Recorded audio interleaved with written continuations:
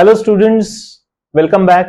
Last lecture में हम लोगों ने जब ये चैप्टर चालू किया था the living world which is your naturally NCERT का first unit from 11th standard, तो उसमें से ये पहला चैप्टर है द लिविंग वर्ल्ड, जिसमें हम लोगों ने डिस्कस किया कि what exactly do we mean by living and a non living, how do we differentiate, what are the characteristics of living organism and which is the defining character of the living organism. तो ये अपने को पता चल गया that the defining characters are two, that is first one is the metabolism, that is cellular organization, and the second one, the most important, is your consciousness. ठीक है, so these are two considered as the defining criteria or characters for the living organisms, right? Now we know that on this earth there is huge number of organisms, enormous variety of organisms are there which are found on the earth. Let it be plants, let it be animals, बहुत सारा अलग अलग type का animals मिलता है, अलग अलग type के प्लांट्स मिलते हैं, राइट? तो हम लोगों को ये सब मिलता है।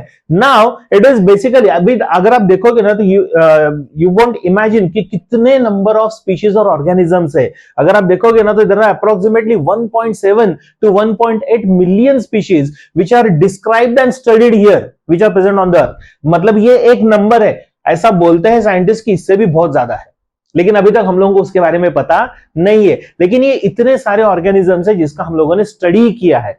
ऑब्वियसली अगर ये सारे ऑर्गेनिजम्स का हम लोगों ने स्टडी किया है तो it is our duty to name those organisms. मतलब ये सारे ऑर्गेनिजम्स का क्या होना चाहिए? Name, correct? So every organism known is given a particular name. हर एक ऑर्गेनिज्म को अपना खुद का एक नाम दिया गया है। And this particular science, the science of naming an organism and the organism is called as what? It is known as nomenclature. Okay, what is it called as? It is called as the nomenclature. So what is nomenclature? It is nothing but the science of naming an organism. Okay, जिसमें nomenclature ये दो word में define होता है। nomen का meaning आता है name, clutcher का मीनिंग आता है to call by a name. अभी ऑब्वियसली अभी दो टाइप आएंगे ना इसमें, जैसे साइंटिफिक नेम अलग होता है जो हम लोग पढ़ते हैं, और उसके साथ साथ ना एक कॉमन नेम होता है जिसको हम लोग बोलते हैं वर्नाक्युलर नेम, जो हर एक रीजन के साथ बदलते जाएगा। तो हम लोग को अभी बेसिकली समझना है कि नॉमेनक्लेचर है क्या, what is the need for this, इसकी जरूरत क्या है, why do we need to name a organism. तो सबसे पहला इसका रीजन आता है that it aids to communicate. मतलब अगर मुझे कोई भी चीज चाहिए तो नेचुरली मुझे किसी को बोलना पड़ेगा ना कि you please give me the mango, you please tell me what this animal is called as, and the person will tell you that this animal is known as the tiger. तो इसका मतलब क्या होता है? It helps us to communicate with each other. And second most important thing, it also indicates the relationship.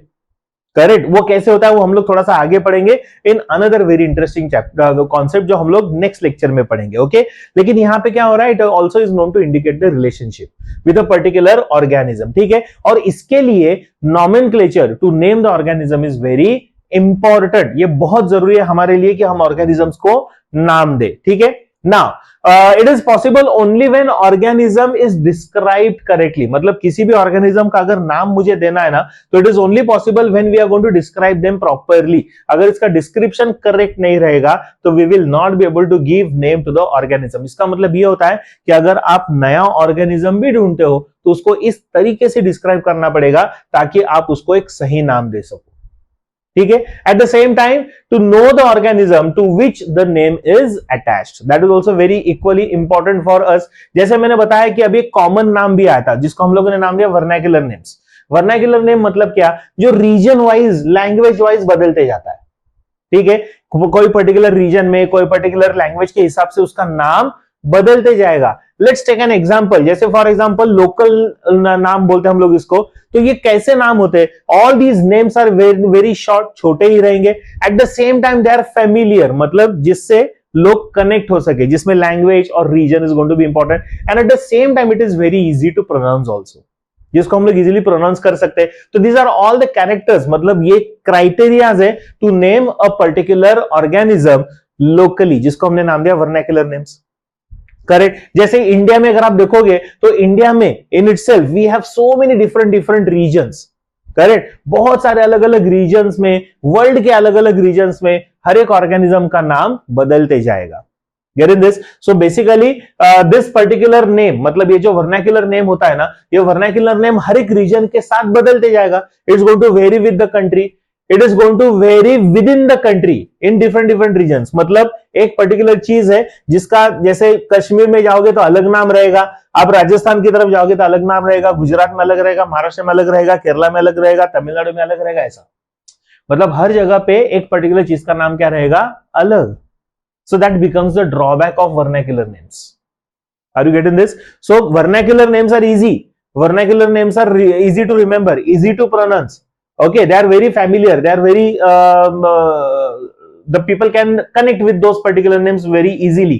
But at the same time, they will always vary within the country and they will vary within the entire world. हर जगह पे ये बदलते जाएगा। तो obviously ऐसे नाम का हम लोग यूज कर सकते हैं क्या साइंस में? No, we can not do this. हम लोग जैसे फॉर एग्जांपल इफ आई से मैंगो इन इंग्लिश, मराठी में भी call that as amba, Hindi में भी कॉल दैट एज आम। मतलब क्या हो रहा है, नाम बदलते जा रहा है। तो ऐसा अगर रहेगा तो साइंस में हम लोग डेवलपमेंट कर पाएंगे क्या? नहीं। So obviously there was a need to give a common name to the living organism which everyone can understand. क्यों ऐसा? क्योंकि वर्नाक्युलर नेम्स मिसलीडिंग भी है। देखो जैसे फॉर एग्जांपल यहां पे देखो, silver fish, star fish, jelly fish, are they all types of fish? No ना। लेकिन अगर उसका एंड देखोगे तो यहां पे भी फिश है, इधर भी फिश है और इधर भी क्या है, fish. But this is not a fish. समझ में आ रहा है ना? They are not the fish, but still they are called as what? This one is known as silver fish, this is called as star fish, this is known as jelly fish. मतलब ये misleading भी हो गया। समझ में आ रहा है? और ये कैसा है ना, मतलब ये वर्नाक्युलर नेम वेरी भी हो रहे, ये मिसलीडिंग भी है, कंफ्यूजिंग भी है। तो हम लोग इसका यूज कर सकते हैं क्या? नहीं कर सकते हैं। Obviously the answer is no. So there was need to describe a particular organism and its name in a particular format which is acceptable world wide, जिसके लिए दुनिया में कोई भी रिजेक्शन नहीं होगा। And that particular concept was given by many scientist, जिसको बाद में हम लोगों ने नाम दिया बाइनोमियल नोमेनक्लेचर। ओके, जिसमें बाइनोमियल बराबर है, बाइनोमियल, बाय मीनिंग टू, मतलब ऐसा नाम जिसके कितने सब नेम्स रहेंगे, दो। करेक्ट। और बाइनोमियल नोमेनक्लेचर के कुछ रूल्स बनाए गए, राइट। लिनेस नाम का साइंटिस्ट था, कार्लस लिनेस, तो उन्होंने ये सारे रूल्स बनाना चालू कर दिया। तो क्या रूल्स होते हैं बाइनोमियल नोमेनक्लेचर के? As I said, Carolus Linnaeus ने सबसे पहले ये रूल्स बनाना चालू किया। So in 1753 he introduced this concept of binomial nomenclature. कब किया? 1753. Very important for MCQ.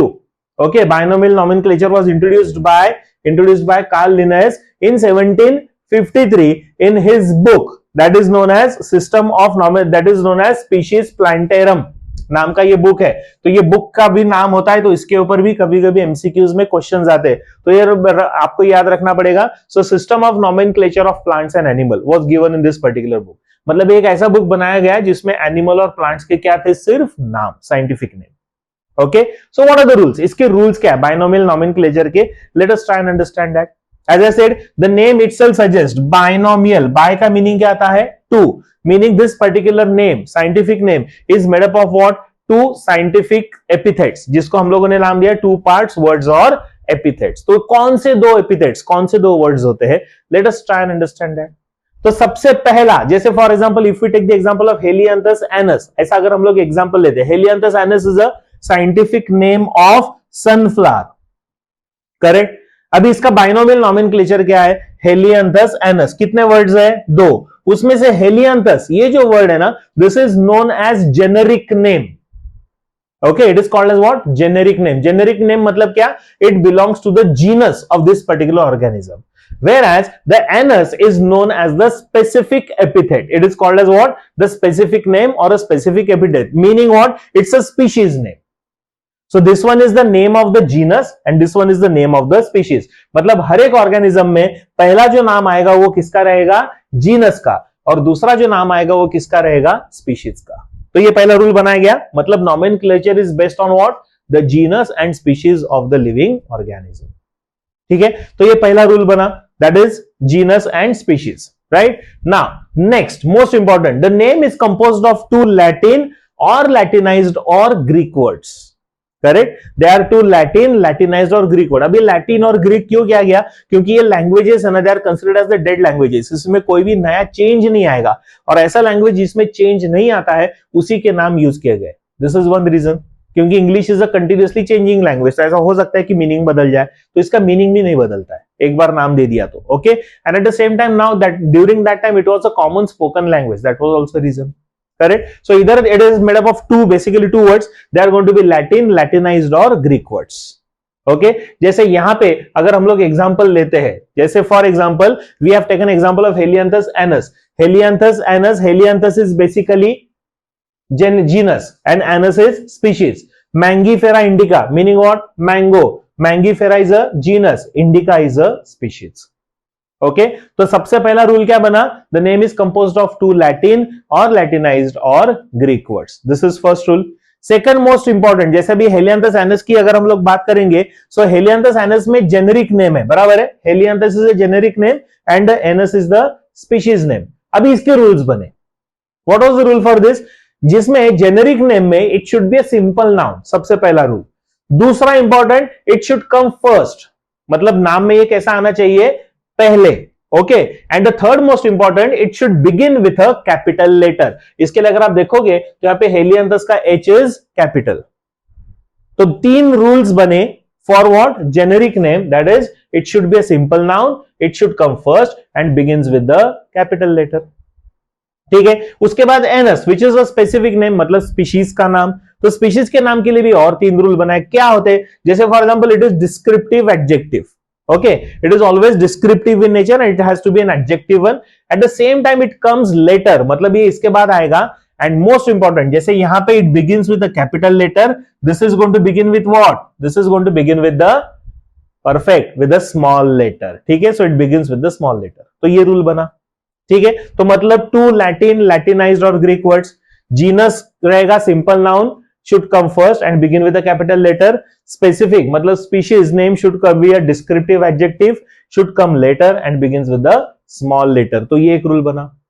Next most important rule, the scientific name must be underlined separately if handwritten. Very important. अगर आप हाथ से लिख रहे हो तो इनको सेपरेटली अंडरलाइन करना पड़ेगा। जैसे फॉर एग्जांपल, अभी यहां पे पता नहीं एग्जांपल नहीं है, जैसे फॉर एग्जांपल अगर ये मेरा नाम है, रूल्स ऑफ ये का नाम है, तो मैं क्या करूंगा?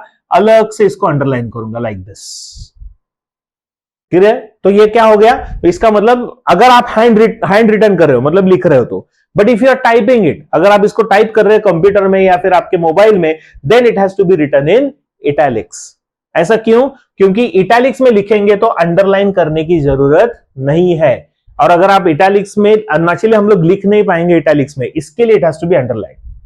करेक्ट? तो ये एक इंपॉर्टेंट रूल बनाया गया while writing this. Now name must not have, ये नाम जो है, दोनों भी नाम है, इसमें क्या होना चाहिए? It should not have more than 13 letters, 13 letter से ज्यादा लेटर्स उसमें होने चाहिए नहीं चाहिए, and it should not have less than 3 letters. Okay, जो भी नाम रहेगा, जीनस हो या स्पीशीज हो, उसमें 13 से ज्यादा लेटर्स नहीं होने चाहिए और 3 से कम लेटर्स नहीं होना चाहिए। सो this was another rule which was made for binomial nomenclature. Next, the name of the author. कभी कभी ये हुआ है कि बहुत सारे साइंटिस्ट ने या फिर ऑथर्स ने इसको डिस्कवर किया ना, तो ये साइंटिस्ट ने क्या किया? अपना खुद का नाम लिखना चालू कर दिया, and usually that name is written after the entire scientific name and it should be written in capital and only the first letter. जैसे फॉर एग्जाम्पल अगर आप देखोगे मैंगीफेरा इंडिका एल, एल अगर लिखा हुआ है, इसका मतलब इसको किसने डिस्कवर किया? इसको डिस्कवर किया लिनेस ने। So L here stands for Linnaeus. समझ में आ रहा है? तो इसका मतलब ये आखिरी में आना चाहिए। अगर आप देखोगे तो यहाँ पे मैंगीफेरा इंडिका और बाद में लिखा गया एल। अच्छा, इट इज नॉट नेसेसरी कि हर एक नाम के लिए होगा, लेकिन साइंटिस्ट ने अगर लिखा है तो उन्होंने अपना खुद का नाम इसमें लिखा है, but that is in capital letter and only first letter is written of their surname. Okay, so यहां पे ये हो गया हमारा टिपिकल नाम, साइंटिस्ट का नाम। So L stands for Linnaeus, right? Next most important, the synonyms are used here. अभी सिनोनिम्स भी कैसे? Different names for a single species by different authors. मतलब एक ही स्पीशीज है लेकिन अलग अलग ऑथर ने एक ही स्पीशीज को अलग अलग नाम दिया, so that was also acceptable, तो उसको किया गया सिनोनिम। मतलब सिमिलर नेम्स। जैसे फॉर एग्जांपल अगर आप ये फ्लावर देखोगे, so it is known as Nelumbium speciosum is the name given by one author. दूसरे ऑथर ने नाम दिया निलंबो न्यूसिफेरा। तीसरे ऑथर ने उसको नाम दिया निम्फिया निलंबो, लेकिन flower is same, the plant is same. समझ में आ रहा है? तो यहां पे और एक रूल बना कि ऑथर्स, अलग अलग ऑथर्स सिनोनिमस मतलब सिमिलर नेम एक ही प्लांट को या फिर एक ही ऑर्गेनिज्म को दे सकते हैं। ठीक है? So the name used first to describe is always valid. मतलब आप कोई पेपर लिख रहे हो और वो पेपर लिखते लिखते अगर आपने ये वाला नाम लिख दिया निलंबियम स्पेशियोजम, तो it is considered as valid. अगर आपने उसकी जगह निलंबो न्यूसिफेरा पहले लिखा तो इट इज वैलिड। अगर आपने निम्फिया निलंबो लिखा तो that is also valid. Clear? तो ये वैलिड किया गया द फर्स्ट नेम, राइट? तो ये एक इंपॉर्टेंट रूल बनाया गया for the nomenclature. Next important rule, the two generic names, अगर दो अलग अलग दो जेनेरिक नेम्स रहेंगे ना, they can not be repeated in any kingdom.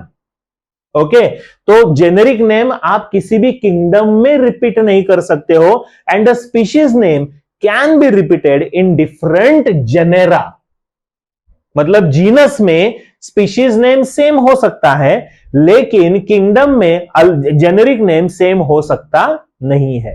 That was the rule made here. जैसे for example Mangifera indica is a mango, Azadirachta indica is अ नीम। अगर आप देखोगे तो इंडिका इंडिका मतलब स्पीशीज मैंने रिपीट किया, लेकिन जेनेरा कैसा है? Different.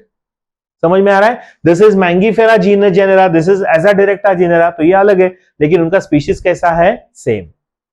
I hope everyone is getting this. So generic name जो होते हैं ना, two generic names can not be repeated in the different kingdom, and the species name can be repeated in the different genera. So this was the rule made. Okay, उसके बाद next important, जैसे अभी ये पूरा binomial nomenclature हम लोग समझने लगे, तो इसके अपने एडवांटेजेस है। जैसे हम लोगों ने वर्नाक्युलर नेम का ड्रॉबैक देखा, तो वैसे इसका अपना खुद का कुछ एडवांटेजेस था। What was the advantage of binomial nomenclature? तो सबसे पहला मोस्ट इंपॉर्टेंट एडवांटेज जो दिया था कार्लोस लिनेयस ने, तो इन्होंने बोला that this particular binomial nomenclature में when we are actually talking about a specific name, हम लोग किसी भी नाम की बात करते हैं ना, so it's a scientific name and it is accepted world wide, पूरे दुनिया में एक्सेप्ट किया जाएगा इररिस्पेक्टिव ऑफ द लैंग्वेज। आप चाहे जापानीज में बोल रहे हो, ग्रीक में बोल रहे हो, या फिर आप हिंदी में बोल रहे हो, Marathi, Chinese, which ever language, French, German, whatever, the name will remain the same. Okay, the names are going to be very simple, they are always meaningful. Okay, नाम हमेशा सिंपल और मीनिंगफुल रहा है। जैसे Mangifera indica, it has its own meaning. Meaning what? This is a mango which is a native of Indica. Indica का meaning क्या आता है? इंडिका का मीनिंग आता है it is basically belongs to India. समझ में आ रहा है? तो इसके लिए इसका मतलब इसको मीनिंग मिला ना कि ये मैंगो वैरायटी है जो कहां का है? इंडिया का है। So that is the meaning which we got from this particular name. So the names are simple and meaningful. ये एक important advantage था. They are accepted universally, as I said. पूरे दुनिया ने उसको accept कर दिया. Correct? तो Mangifera indica becomes a common name, rather scientific name for Indian mango across the world. Right? Then it's basically जो confusion और uncertainty है ना, which was caused by vernacular name was avoided. तो जैसे मैं एग्जांपल देता हूं कि अगर मैं किसी एक साइंटिफिक फ्रेटर्निटी जिसमें दुनिया के सारे साइंटिस्ट आए डिफरेंट लैंग्वेजेस के, और उनके सामने if I am presenting a paper on mango and if I say that dear all scientist, today I am going to discuss about aam, aam is a Hindi word for mango, and if I say कि आज मैं आम के बारे में बात करने वाला हूं, today I am going to discuss and present a paper on aam, तो बहुत सारे साइंटिस्ट उनको समझेगा नहीं। But if I say that today I am going to present a very interesting research paper on a organism, a plant, a species known as Mangifera indica, everyone will understand I am going to talk about the Indian variety of mango. Are you getting this? ठीक है, इसके लिए बहुत जरूरी है। तो ये जो वर्नाक्युलर नेम से जो कंफ्यूजन था ना, वो पूरी तरह से because of binomial nomenclature was avoided. So this was one more advantage which we had. The next important advantage which we had was it was easy to understand. The names are very easy to understand. At the same time, they are very easy to remember also. अभी आप बोलोगे sir सबसे difficult तो वही होता है, biology में word याद नहीं रहते, वर्ड कैसे प्रोनाउंस करना है वो समझ में नहीं आता है। करेक्ट? तो यहां पे ये ना, it is very easy to understand and very easy to remember, तो ये हम लोगों को समझ में आ गया। This is another advantage. Then it also indicates the phylogeny. Now what do we mean by phylogeny? Phylogeny का मीनिंग आता है एवोल्यूशनरी रिलेशनशिप, मतलब जितने भी नाम दिए गए ना उसमें एवोल्यूशनरी रिलेशनशिप था। जैसे हमारे एंसेस्टर्स ह्यूमन बीइंग के Homo habilis, Homo erectus, Homo sapiens, we are now called as Homo sapien sapien. हमारे एंसेस्टर जो एक्सटिंक्ट मॉडर्न मैन है उसको बोलते हैं होमो सेपियन, उससे पहले था होमो इरेक्टस, उससे पहले था होमो हैबिलिस। लेकिन इससे अपने को एवोल्यूशनरी रिलेशनशिप समझ में आ गया ना कि पहले ऑर्गेनिज्म ह्यूमन बीइंग कैसे थे, बाद में कैसे बने, बाद में कैसे बने। Getting this? So evolutionary pattern and relationship can be understood through the binomial nomenclature. So this was one more important advantage which we had. Next important, it helps to understand the relationship between the organisms, सारे organisms का relationship, like for example Panthera leo, Panthera tigris, Panthera pardus. तो हम लोगों को समझ में आया कि they belong to the similar type of family also, क्योंकि सबका जीनस कैसा है, सेम, सिर्फ स्पीशीज अलग है, meaning they belong to the same family. Are you getting this? तो ये रिलेशनशिप हम लोगों को समझ में आ गया।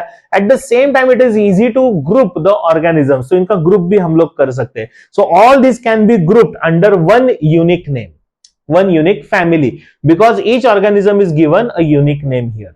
इसके लिए पैंथेरा, पैंथेरा, पैंथेरा, पैंथेरा मतलब it belongs to a common family. I hope everyone is getting this. भले ही उनका स्पीशीज अलग है लेकिन जेनरा कैसा है, same, because their characters are similar. Panthera leo मतलब लायन, पैंथेरा टाइग्रिस मतलब टाइगर, पैंथेरा पार्डस मतलब जैसे चीता, तो ये सब होता है। ओके, सो ये अलग अलग नाम दिए गए। So these are all the advantages of binomial nomenclature, right? I hope you people have understood this. और ये सब स्टडी किया गया और ये स्टडी करके इसके बुक्स लिखे गए। तो जैसे ये वाला है ICBN करके, this stands for International Code for Botanical Nomenclature. Botanical nomenclature मतलब क्या, इसमें सारे प्लांट्स है। So there are rules which are defined for naming the plants. क्या क्या रूल्स थे? तो सबसे पहला, generic and specific names can not be same, मतलब जीनस और स्पीशीज ये दोनों नाम सेम हो सकते नहीं है। जैसे फॉर एग्जांपल मैंगीफेरा, मैंगीफेरा ऐसा नहीं हो सकता है, it has to be Mangifera indica. समझ में आ रहा है? तो मतलब जीनस और स्पीशीज रिपीट नहीं हो सकता है। Then first letter capital if specific name is a person's name, मतलब स्पीशीज का नाम कैसा होता है, विद अ स्मॉल लेटर ना, लेकिन यहां पे अगर इसका नाम किसी पर्सन का रहेगा स्पीशीज का, तो it has to be written in capital. जैसे ये वाला आइसोटस पैंटी करके आता है, तो pantii is the name of the scientist, तो उनका नाम है ये, तो इसके लिए इसका नाम दिया कैपिटल P में लिखा गया। सो this was for what, botanical nomenclature. देखो इसके ऊपर क्वेश्चन आता है, मतलब लॉन्ग फॉर्म ऑफ ICBN ऐसे MCQ आता है, तो इसमें इंटरनेशनल कोड फॉर दिया हुआ है, so that is very important. यहां पे हम लोगों ने फॉर लिखा है, मतलब ये फॉर है। ऑप्शन में ऐसे आता है international code of botanical nomenclature, international Code for Botanical nomenclature, तो जो फॉर रहेगा वही सही ऑप्शन है आपका। ओके, हम लोग पढ़ेंगे जब MCQs आएगा तब। जैसे प्लांट्स के लिए क्या गया, वैसे एनिमल का भी स्टडी हुआ। So it was known as ICZN, that is International Code of Zoological Nomenclature. वहां पे बोटेनिकल के लिए क्या था, फॉर, यहां पे क्या है, ऑफ। अभी इसमें क्या नियम बने, तो इसमें जो नियम बना सबसे पहला ये बना that the genera, that is genus and specific name can be repeated. इसको आप रिपीट कर सकते हो। कैसे? जैसे फॉर एग्जांपल नाजा, नाजा ये कोबरा है और ये कोबरा का नाम है, ठीक है। उसके साथ जैसे for example Rattus, Rattus genus भी रैटस, स्पीशीज भी रैटस। नाजा, नाजा जीनस इज नाजा, स्पीशीज आल्सो नाजा, नाजा नाजा रैटस, रैटस मतलब रैट। मतलब मैंने क्या किया, जीनस और स्पीशीज का नेम रिपीट हो सकता है in animal kingdom. So this was the rule made for animal kingdom. I hope everyone has understood the importance of nomenclature, कि नॉमेनक्लेचर हमारे लिए जरूरी क्यों था, giving the name to the organisms ये क्यों था। तो हम लोगों ने शुरुआत किया लिविंग ऑर्गेनिज्म से, different types of living organisms, living non living का डिफरेंस, उसके बाद defining character of living organisms, फिर लिविंग ऑर्गेनिजम्स को समझना चालू किया, फिर उनको नाम देना चालू किया। वर्नाक्युलर नेम्स में बहुत सारे कंफ्यूजन, इसके लिए हम लोगों ने साइंटिफिक नेमिंग लाया। साइंटिफिक नेमिंग को हमने नाम दिया binomial nomenclature, discovered by Lioness, जिसके रूल्स बनाए गए, जिसके एडवांटेजेस थे। तो ये सब हम लोगों ने ये पर्टिकुलर पार्ट में अभी पढ़ लिया है, right. The next important part is to understand the entire process of classification, क्योंकि ये इतने ऑर्गेनिजम्स थे तो हर एक ऑर्गेनिज्म का कैरेक्टर हम लोग याद रख सकते हैं क्या? प्रैक्टिकली नहीं। एंड दैट इज व्हाई हम लोगों ने क्या किया, फिर साइंटिस्ट ने क्या किया, इनका एक ग्रुप बनाना चालू किया जिसको नाम दिया क्लासिफिकेशन। तो ये क्या होता है, ये कैसे होता है, that we are going to understand now in the next lecture. अभी के लिए ये लेक्चर में इतना ही काफी है। आप लोग अच्छे से पढ़ो, रेफरेंसेस लो, एनसीईआरटी में से गो थ्रू करो, क्योंकि जो मैंने पढ़ा है वो सब एनसीईआरटी में दिया हुआ है। और नेक्स्ट लेक्चर अटेंड करने से पहले, देखने से पहले एक बार रिवाइज करो। Till then, thank you very much.